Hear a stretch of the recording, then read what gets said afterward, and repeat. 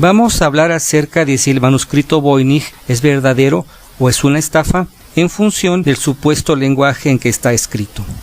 Era 1912 cuando el viajero acaudalado Wilfrid Voynich viajó a Italia, se dirigió a la zona de Frascati y ahí tocó a las puertas del colegio jesuita de Mondragone, que está cerca de Roma. Lo hizo porque sabía que ahí estaban vendiendo libros antiguos, ya que el colegio tenía graves problemas económicos. Llega, lo reciben, empieza a ver las cajas y casi inmediatamente le llama la atención un libro, el cual es interesante para él porque no solamente está iluminado con colores bastante llamativos y ya los dibujos son extraños, sino porque el libro tiene más de 200 páginas escritas en un idioma desconocido.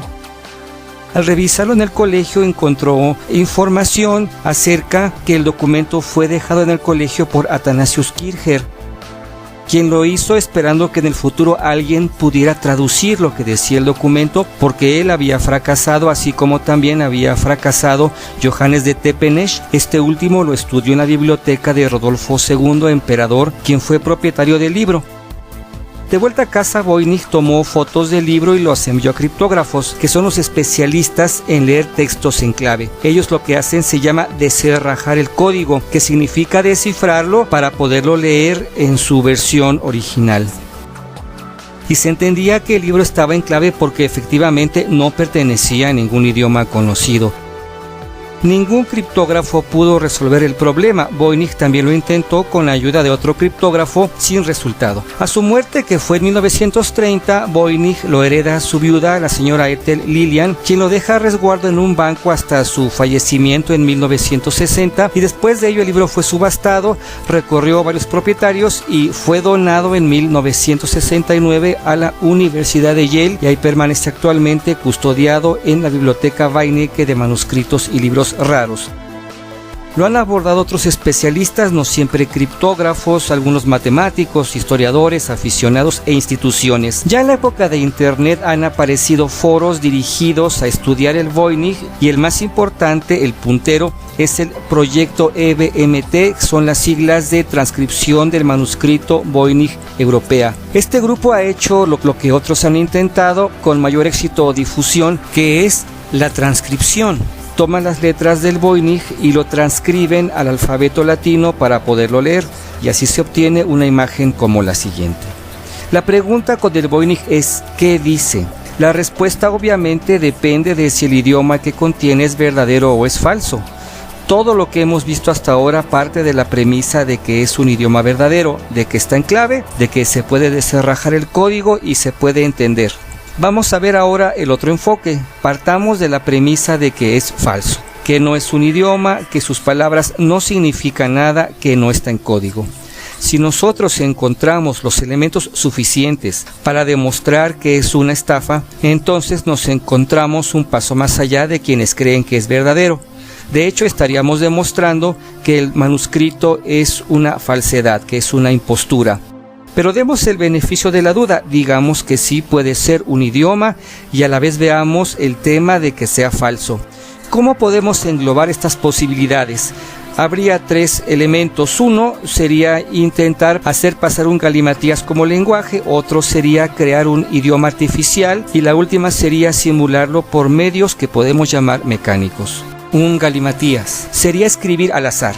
Si escribimos varias falsas palabras con este sistema caótico, podemos obtener series de falsas palabras que semejen un idioma. Pero si escribo un libro de la extensión del Voynich, me encuentro con un problema actualmente, y es que, sin necesidad de saber lo que significa, se puede saber si un texto escrito así es un idioma o no. En este aspecto entran las matemáticas, la llamada ley de Zipf. Esta ley se utiliza para varios cálculos en la física teórica, en urbanismo, y también se le utiliza en el análisis de los idiomas. ¿Y para qué sirve? Sirve para determinar la frecuencia de aparición de palabras y vocales, porque dicha frecuencia es diferente en un galimatías que en un idioma. Un idioma falso al azar no cumple con la ley de Zipf. Un idioma real sí cumple con la ley de Zipf. Otra forma ya en el lenguaje, digamos, positivo, que sí sea un lenguaje, si no pertenece a un idioma conocido, entonces es un idioma artificial. Se llaman lenguas artificiales o construidas y hay muchos ejemplos y desde tiempos antiguos se han construido. Actualmente tenemos el esperanto, el klingon, el élfico y bastantes más. Estos idiomas artificiales también cumplen con la ley de Zipf. Las personas que construyen idiomas por lo general son lingüistas o son individuos que tienen un gran conocimiento de lenguajes, hablan varios lenguajes. Un caso característico es Tolkien. También puede hacerlo quien no tenga esta preparación.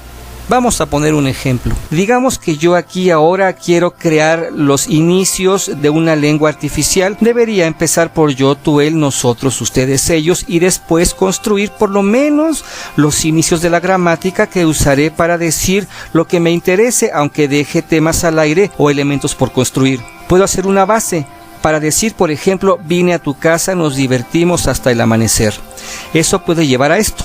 Después puedo intentar darle pronunciación. Por ejemplo, si yo quisiera darle un intento aproximado germánico, diría Der Hamendal Neiseg, Schenendermeseg Dutrat Geser. Ya que se tiene esto, existe la opción de crear el alfabeto.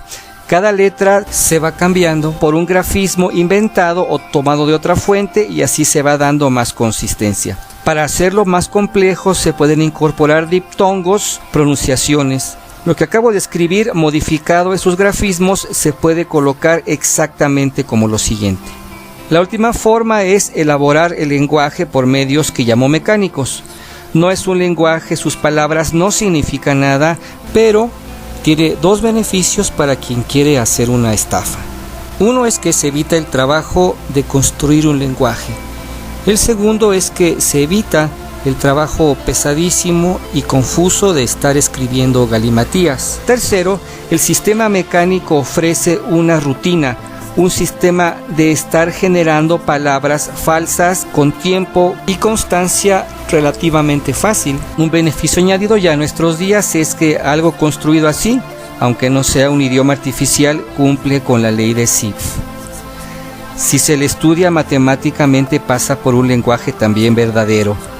Paso al trabajo del profesor Francisco A. Viola Bordonó. Él es miembro de la Asociación de Variabilistas de España y del Grupo de Asesores Astronómicos Cacereños. El documento en el cual voy a basarme se encuentra en esta dirección y es de libre descarga. Es un excelente artículo sobre criptografía, desenrajamiento de códigos y especialmente sobre el manuscrito Voynich. Podría considerarse un texto definitivo sobre este documento. En este artículo el profesor describe el último sistema que hemos mencionado, el que llamamos mecánico, y él sugiere que este sistema podría haberse usado para el manuscrito Voynich. No me limitaré a describir aquí lo que ya el profesor explicó magistralmente. También voy a añadir mi experiencia personal, esto como una repetición del experimento que describe el profesor Viola. Hace años escribí un relato sobre un libro criptográfico de mi invención, el Bardacumogión, y para el alfabeto construido, para el idioma construido, utilicé el método del profesor Viola Bordonó. Usé un programa de computación y con él añadí acentos a la fuente symbol para tener el alfabeto. Este trabajo tomó aproximadamente 24 horas y el resultado es el siguiente.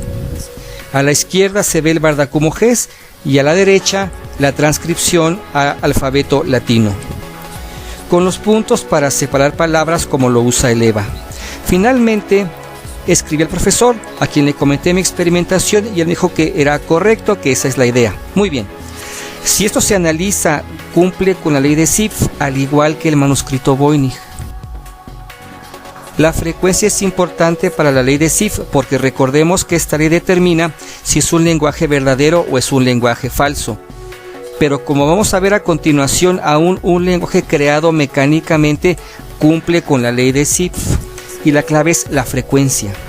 Ya los primeros estudiosos del Voynich, los primeros criptógrafos, se habían dado cuenta de que había una constante de redundancia, repetición de palabras y terminaciones en el Voynich.